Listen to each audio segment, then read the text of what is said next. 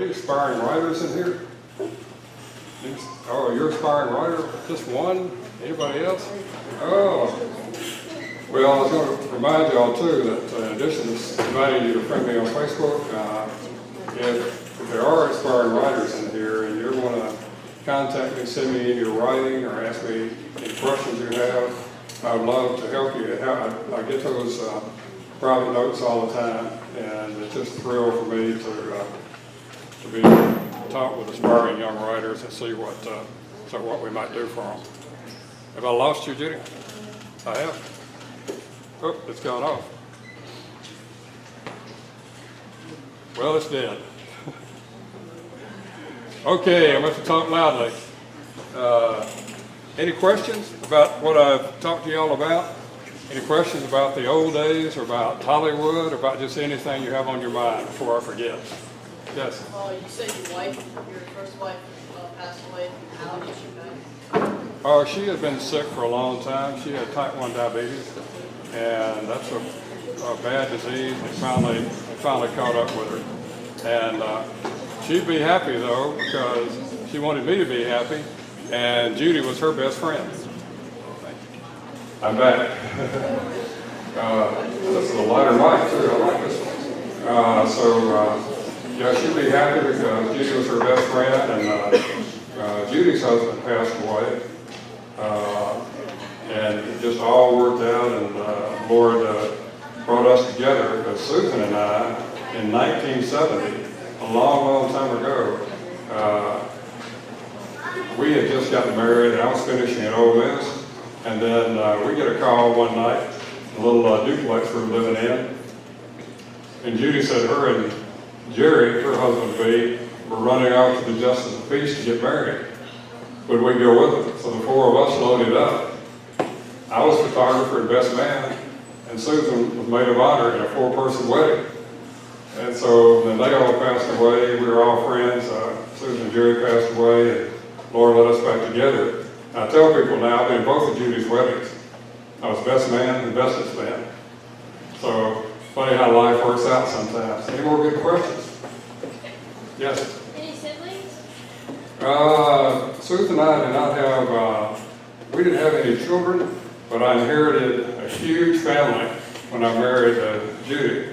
A ready-made house full of kids and grandkids and everything, so I'm getting to experience things I didn't in those early days when I was out trying to save the world, and I was getting in and out of some very bad situations.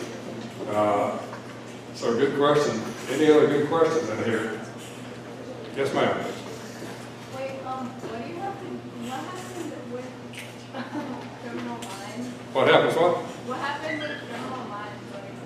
What happened with Criminal Minds? Yeah. You mean what happened with the book stuff, or just what happened at Criminal Minds? Just what happened. Oh, well, when we got there, we did the TV show they set up, and then we followed Jim Clementi throughout Beverly Hills and Hollywood underneath the big Hollywood sign up on the hillside, and we went into the set, and it was surreal because here we were in Hollywood, and here was the security guy there at the gates securing the most popular TV show at that time on television, and he said, "Yes, Mr. Temple, right this way, Mr. Temple." And Judy and I were going, wow, this is something. And they parked us right next to the producer, who owned the big producer, the top producer, who owned that and a lot of big movie studios. And Mark Gordon, he's the president of the National Producers Guild, put us right by his parking space. I was so impressed, I leaned over my camera and I took a picture of his parking space to show people I had parked next to the space that said Mark Gordon. And so we went around to the set, and the way the set is there, for those of y'all who like Criminal Minds, they have a big lot, and right around the back of it are these mountains that wrap around right around the back of the set. And y'all can see some of the pictures here if you have a chance to come by. You can see in the back they have kind of these modules, these private dressing rooms. They're very swanky for all the stars. And so they began to come down when they were called to do a shoot. They came out, and Shamar Moore came out, and he talked with us. And I told Shamar I've been following him since he was on Young and the Restless and the soap opera. And he said, all the Malcolm days. And he was very nice. They all were. Joe Mantegna came out and made pictures with us and talked to us. Matthew Gray Gubler plays Dr. Reed on there. I know he has a lot of fans and people who are kind of in love with him. And this one young lady asked us when we went out there, would we tell him that she loved him, and we did. He said, tell her I love her too. And for those of y'all who watch Criminal Minds, you know, he is super smart on there. His character, Dr. Reed, in real life, he's that way too. When he auditioned for the part of Dr. Reed, he came in to read, and they handed him this big script. And they said, here's the script you'll be reading from. And he took it and just looked at it, just thumbed through it, just fanned through it, and he threw it over on the table. And they said, no, you don't understand. You'll need that to read from. He said, no, I'm ready. He has a memory beyond photographic. Can't think the name of it unless the teachers do, but it's beyond photographic. He just looks at something and he remembers it. And so they hired him right on the spot, and that day he had on 2 different colored socks, and they wrote that into his character. So his character always had like a brown and blue sock. And so he was very nice. He was a little sick that day, where we might catch his cold. We said, oh, I'll be okay. And Thomas Gibson came out, he plays Hotch, and we went in to watch him film that scene. And we're sitting right behind the director's chair with Criminal Minds on it, and looking through the little window there at the set they had for him. And they shot their scene and moved on. And the people there at the set showed us, you know, they went in right behind them. They know where they're going to be the next time they come through there, through that part of the giant lot. They know what that room is supposed to look like. And so they go in immediately, days ahead of time. They start tearing everything out. They told me, they said, this might have been a sheriff's office in Louisiana 30 minutes ago. When they come back, it may be the apartment of one of the stars. They said they changed the lamps, the rugs, the furniture, the paint, everything. And they're a well-oiled machine because they've been on the air for so long. And I want to tell y'all, there's food everywhere in Hollywood. When you go on the set, a movie set or TV set, there is food everywhere. When they're walking you around, they're always stopping and saying, you hungry? You know, this big mountain of food there they want to give away to you. And then we sat in the jet plane, you know, where they always had the jet plane flying. They saw some case, and it's quite frequent on the episodes. And actually, it's just a big hole there on the ground. They're not really in the jet. It's just they're in this hull there, but it looks like the interior of a private jet. And so we did all that, and it was quite amazing. And then we went. I had wanted to meet Tony Dennison, who was a longtime actor, way before your time. He used to be on Crime Story back in the 80s, and it was a very popular show with Dennis Farina. And he's now starring on a show called Major Crimes. It's a spin-off of Closer. And so we were supposed to meet him for dinner, and he called and said, look, the shoot's running late. Why don't y'all just come over to our studio lot, and we'll have dinner on the lot for y'all. And so we followed Jim over there, and went through that big studio lot, got the tour again, and sat with a lot of the stars of Major Crimes, signed books for them, told stories back and forth, and they were so gracious to us. And then we went out on the lot, and the caterers had brought in these full, scrumptious meals, just hot meals. You went down the line out on the lot following all the cast and crew, and you're eating, and it just seemed like a dream, and it was a dream. But it was very nice, and the whole experience was nice, and they've been good to us. And Jim in May, Jim came from Hollywood and spent 3 nights with us in Tupelo. And he's got his own books out now, his own series of books drawn from his life, crime novels called the Tony Dante series. And on the spine of the book, he made an emblem there And the emblem is of a guy in a trench coat with his collar pulled up around him, his hat on, walking away. And he told me that was his tribute to A Ghostly Shade of Pale. And I missed it when I first looked at it. He said, "What do you think about that?" I said, "Oh, I like it, that's good." He said, "Man, that's a tribute to A Ghostly Shade of Pale." And so, because that the character in this book is walking away too. And so it's kind of been like that. And they just called and they're pitching a new TV series about cold case murder cases. And they had such a good time visiting us in Mississippi. They said, "We want to base it in Mississippi," and we're pitching it to A&E Network. And they said, and if we sell it, the lawyers are discussing money right now. If we sell it, they said, "We want you to be the on-air host, and we're going to make you associate producer." And I said, "Wow, okay, I'm ready." And so you just never know. It's kind of been like that since the books came out, and it's just something waiting around every bend for us. It's truly been a blessing. Any other questions I can get to? Who's your? Oh, yes, or you? That person that you're talking about, and around when you came here, the guy who was like eating razors and Yeah. acid, did he live or did he die? Well, in real life, there's some fiction in these books too, but in real life, he lived and he went to prison. That might have been the best thing that could happen to him, because he was living a lifestyle. He wasn't on a street. He probably wasn't going to make it very long. But I did get out of that, and there were some charges brought, and so forth and so on. So how did you get out though? How did I get out? Yeah. Well, a lot of prayers were answered, and I told them that it wasn't in their business interest to kill me, that I could be a bridge to a whole new set of buyers that they didn't have access to, and we could all, they still believed I was just a drug dealer.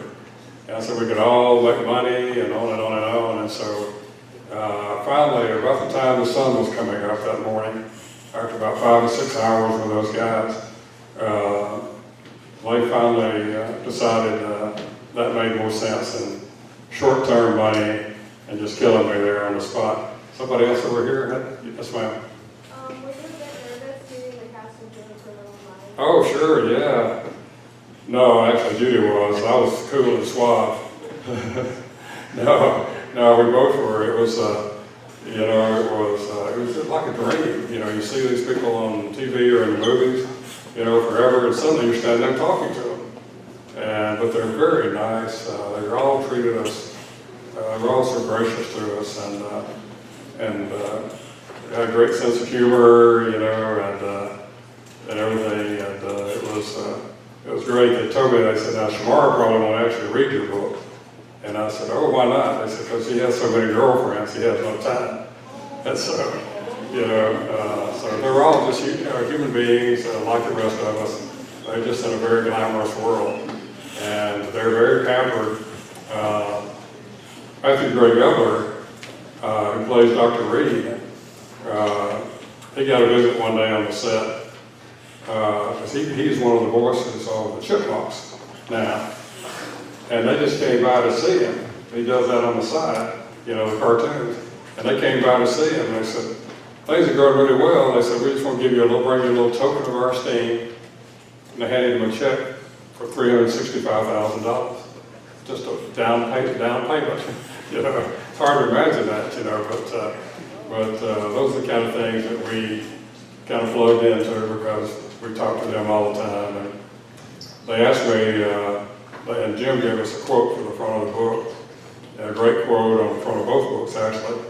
But they called us when we were doing our first book signing and launching A Ghostly Shade of Pale, and they called from Hollywood, and they said, "Can we say we discovered you?"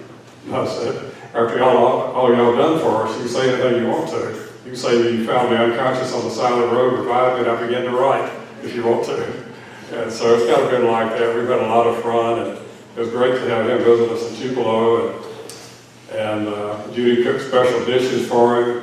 Little did I know that he was going to feel so grateful for that reception and for her dishes. He's going to name a crime scene actor on November 11th. I told everybody, you notice he didn't name after me.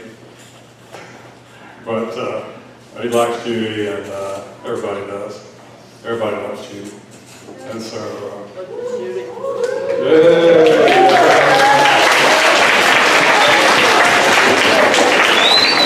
So Judy and I are having more fun than probably two people our age should be allowed to have. We're just traveling. We've done radio, TV, and newspapers down here, and signed at restaurants, and Barnes and Noble. And this is the third school I've been to.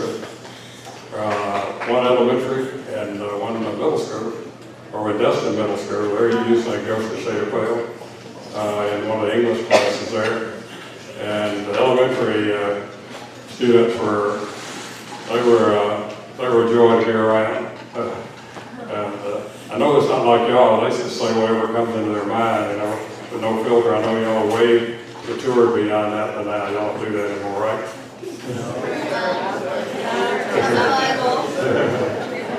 Any other questions?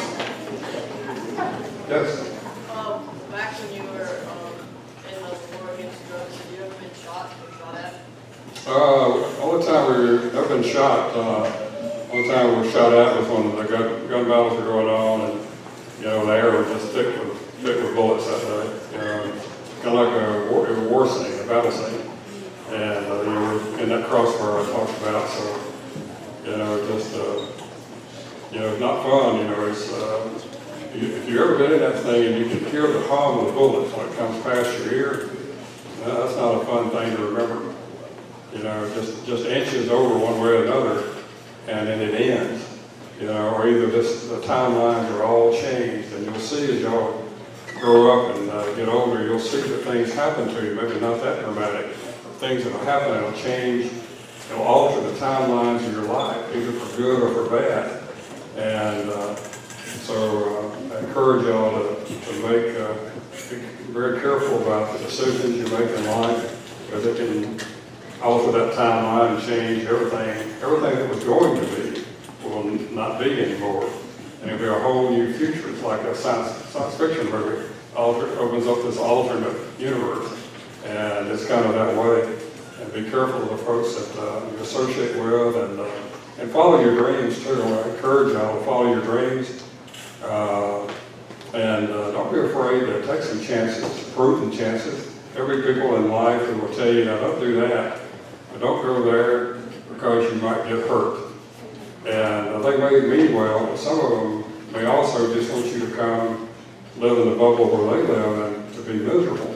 So I can tell y'all, you know, when you take chances, you're going to fall down sometimes. But you will learn more from the falling downs than you'll ever learn up on the mountain in the good times. It's in the valleys, you know, where you're taught the lessons that'll stay with you the rest of your lives. And I've had so many situations in my life where if I hesitated, that would be gone.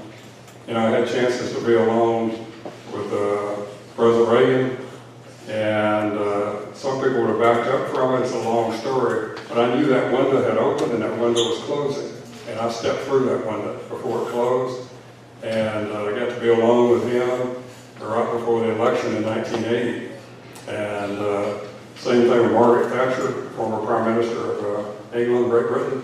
Had a situation like that, that window opened quickly, and while others hesitated, I stepped through that window, and I got a chance to meet and talk with her, and could go on and on through my life.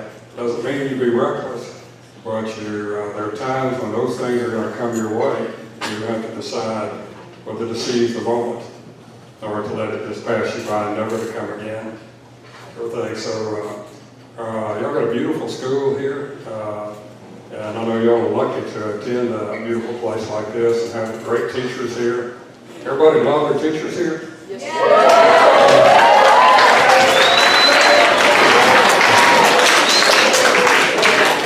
So what's your favorite subject?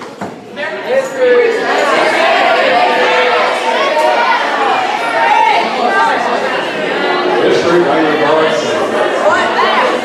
Somebody said math. Oh, wow, I can say that.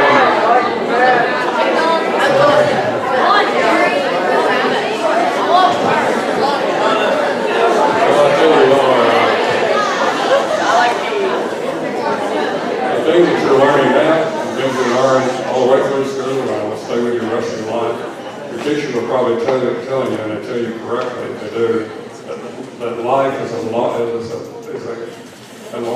learning process from beginning to end. It's a lifelong journey, and even at my age today, I wake up every day hoping, that something will come my way where I can learn something new. I'm still like a sponge, and I just want to soak up everything around me and go, gee, I didn't know that, and add that, and plus it comes out in my writing too.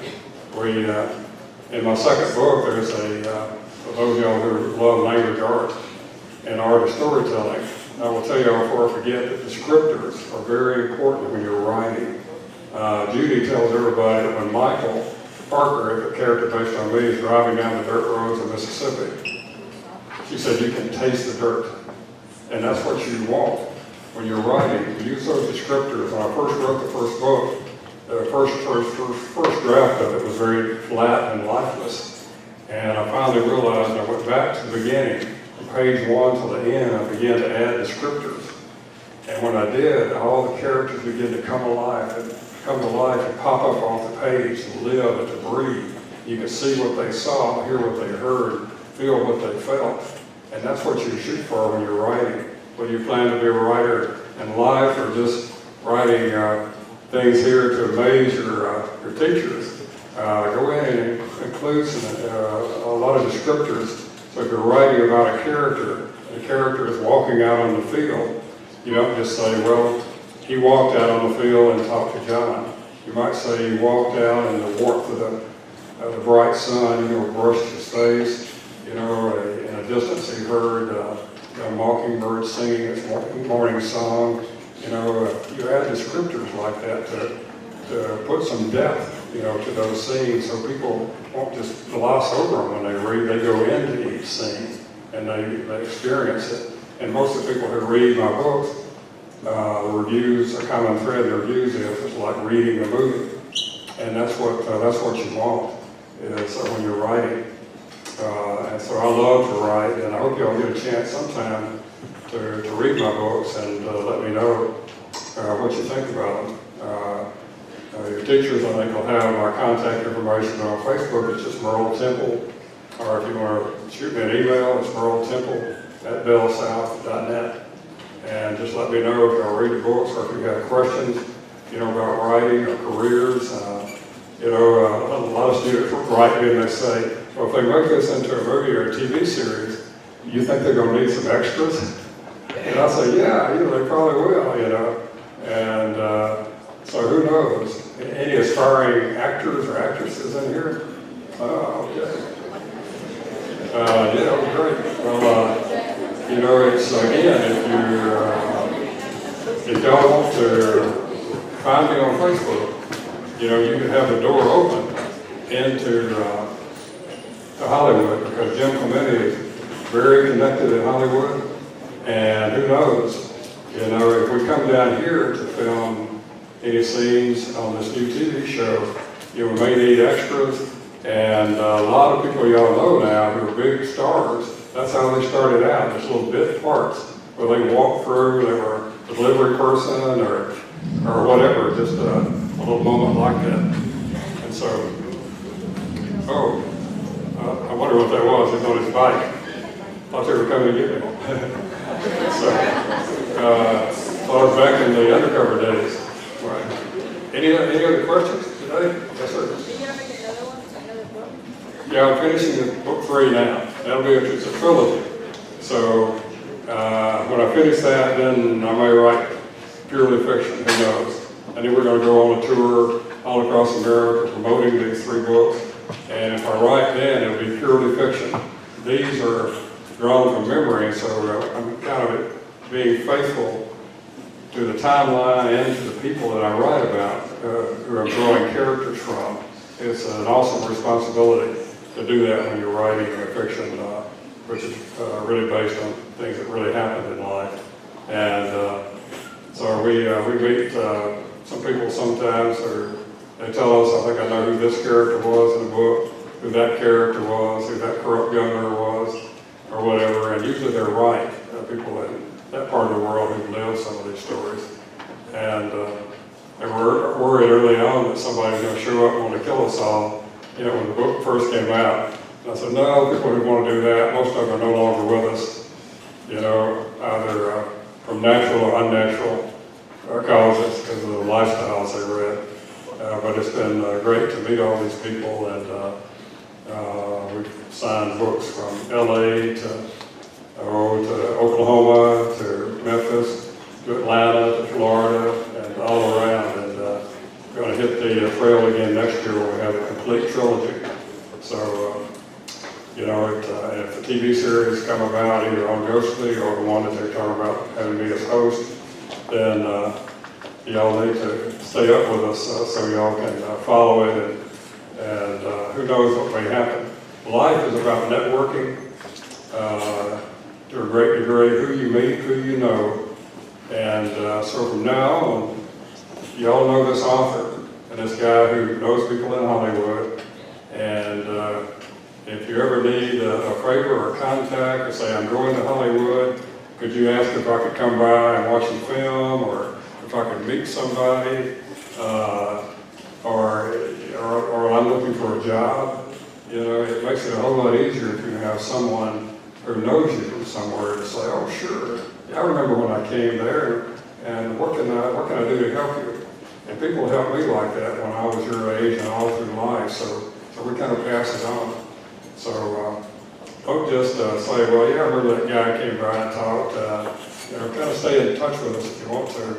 You just never know what might come out of that. You know, that's what life, again, that one thing may create that alternate timeline. And like the young lady over here who wants to be an aspiring actress, you know, you never know. You just never know what comes out of that. And I signed books for a guy in Destin at Barnes & Noble the other day, and his daughter had a small part on Criminal Minds. And we had a long talk about that, how she got it, and how, you know, how that came about, and everything. So there's a lot of things in life in front of y'all to discover, and I just wish you well, and I hope that you know, that God blesses you, and listen to your teachers and do everything they tell you to, and life will be good. And so thank you all for having me, and come by.